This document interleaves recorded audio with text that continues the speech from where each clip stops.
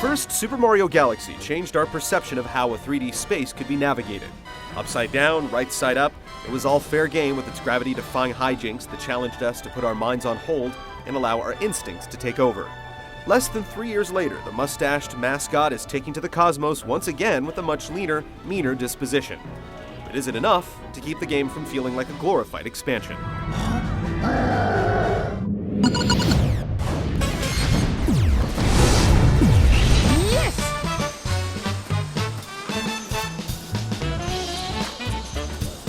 The story in the first game didn't set the universe on fire. Nintendo's decided why bother in the sequel.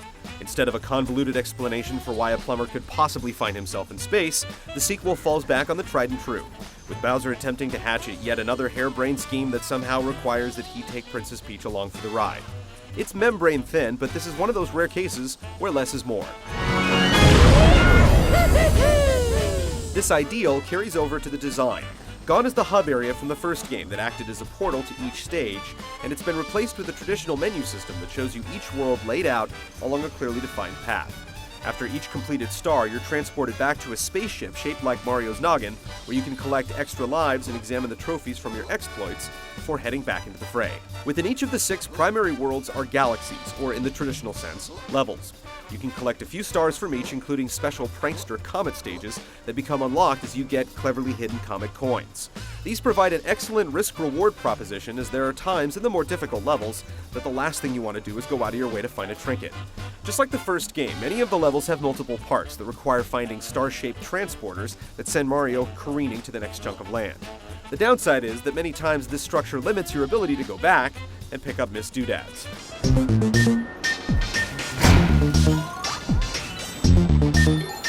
As you collect stars, more galaxies and opportunities for stars become unlocked, and you can have well over a dozen options available at a time, ensuring that you're rarely forced to tackle something that's giving you grief. Mid-level checkpoints give you a chance to catch your breath, but you're still unable to collect multiple stars while inside each level. Hidden stars are definitely the most difficult to find, since they normally require finding a secret area or tinkering with the environment to uncover. Inventive boss battles are plentiful, and while you rub elbows with Bowser multiple times throughout the game, the premise for defeating him is always the same. The first Mario Galaxy allowed a friend to plug in another Wii remote and use a cursor to collect star bits. Collecting has been expanded to yellow coins, which can be a huge help considering they restore Mario's health and aren't always easy to get. The second player can also stun enemies with star bits and then defeat them.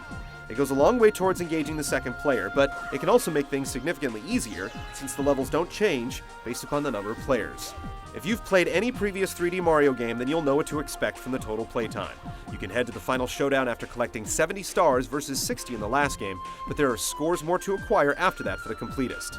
A special galaxy unlocks after you send Bowser packing with star milestones to unlock each one, serving as a dangling carrot. There's a lot to see and do, and best of all, there's flexibility in how you proceed. Without the story forcing the framework, the game amounts to a series of small nuggets of entertainment that can be easily put down and picked back up without the worry of where to go or what to do next.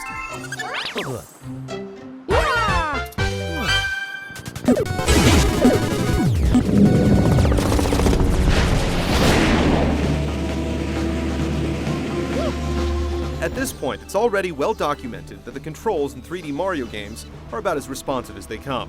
The formula has gone unchanged here, so you get the same complement of long jumps, flip jumps, triple jumps, and a spin attack that's executed by waggling the Wii remote.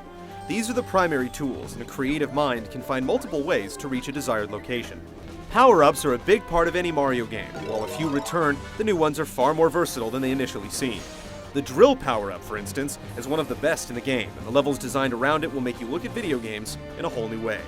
We'll leave some for you to discover on your own, for the list of buffs really runs the gamut, with some getting more use than others.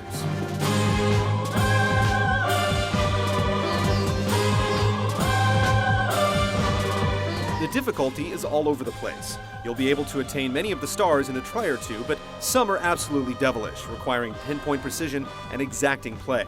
With so many bottomless pits working in conjunction with far too many variables, you'll find new ways to lose lives with every restart.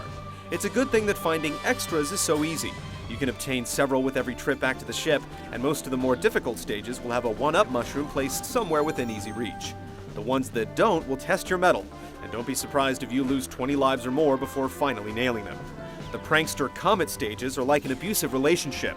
You'll endure punishment over and over again, yet you keep coming back for more. Speed runs and timed coin challenges and levels you have problems just completing the first time around are absolutely brutal. The gameplay variety is basically unmatched in the medium. There's plenty of platforming to be done, though the pure jumping stages from the first game have oddly disappeared.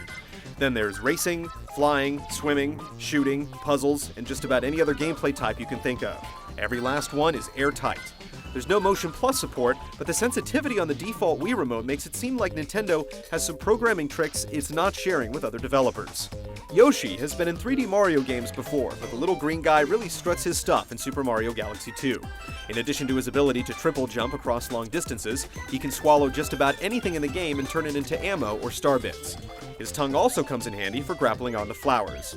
Luigi was an award for finishing the game in the first Super Mario Galaxy, but he's now available at the beginning of some levels to swap in for Mario. There's not much difference between the two other than a slightly different stopping distance, so it's really a matter of taste as to which brother you choose. You can't always adjust the camera, but it's been intelligently programmed to show you what the developers want you to see. It's not perfect, but a few isolated instances cannot sabotage the work that's been done to provide a serviceable view with true 360-degree gameplay. Gravity still plays a major role, and you'll be jumping across areas that are upside down, inside out, and everything in between. There's still no other game like it.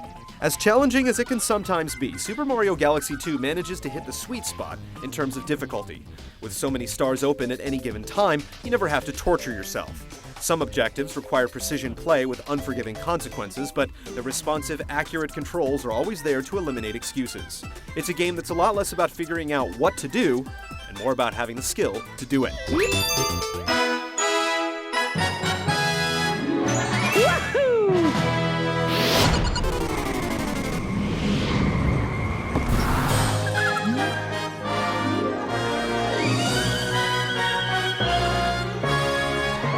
It's hard to find many technical improvements to the presentation.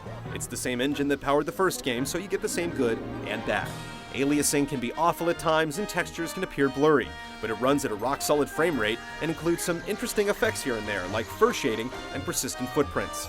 The art is really what sells it though. While garish at times, the day-glow environments look like you could almost taste them, and some of the effects for dissolving floors look better than what we see in much more powerful HD consoles. Creature design could certainly use some work and variety, but at the very least, the artists have some vivid imaginations. The audio is the real star of the presentation. Yeah, you get some great orchestrated versions of classic Mario tunes, but sound cues have been implemented into the gameplay to tell you when to jump in some levels, and instruments will solo into each track when the action heats up. The script for the game was probably less than a page, but it goes back to the less is more ideal.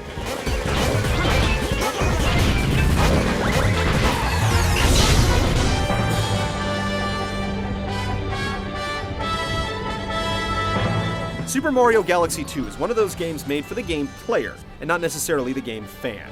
If you feel like you need a deep, involving story with gobs of cutscenes to stay engaged, then steer clear.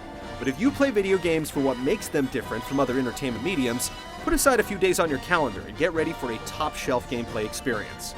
There's more creativity in some single stages in this game than in entire other games. It's a bit familiar, but all the fat has been cut away to expose a pure gaming core. There's something for just about everyone, and games that we can truly recommend to almost everyone are rare. Here's hoping that Mario never goes back to the Mushroom Kingdom.